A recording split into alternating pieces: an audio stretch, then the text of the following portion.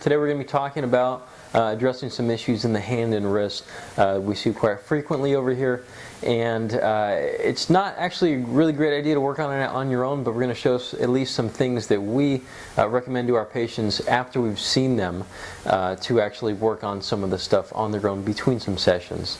What we're going to show you today is using something as simple as this is called a gua sha tool. You can buy them very cheap on Amazon. I think the cheapest $3 to $5. They're jade, plastic, bone. This one's plastic. Also, we're going to use a baseball. Now, it's important to realize that when you use a tool like this, there are some important instructions that move through the hand. There's a median nerve that goes this way and kind of comes out around the thumb and these fingers here. There's the ulnar nerve that goes this way. I always tell my patients when we end up showing them this, I warn them, do not hurt yourself.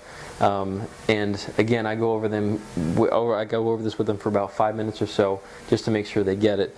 But you're going to hold this right here, and you're basically just going to move the thumb into extension. You can use different parts of your body to move it into extension, like I'm using my chest here while you're doing it.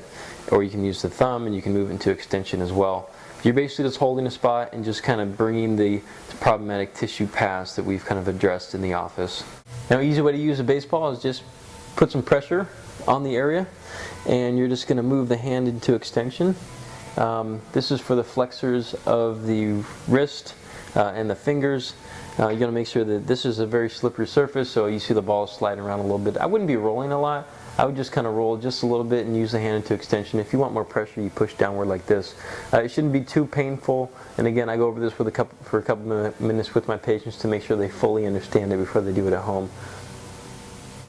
This stuff we went over is not active release, it's not Grafton. This is just a couple things that I show some of my patients as we go through and work on some of their injuries. But it's important to realize that if you don't know exactly what you're doing or what you're working on, you're not going to work on the right thing. And I can't tell you how many people I've seen come in and say, hey, my hip hurts, my back hurts, and they've used a foam roller.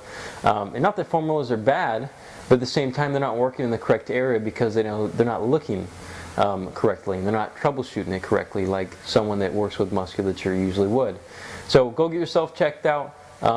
If it's proper and right, a lot of times they'll refer you to something like I just showed you, but check with your doctor first. Don't forget to check out our ebook at the website below.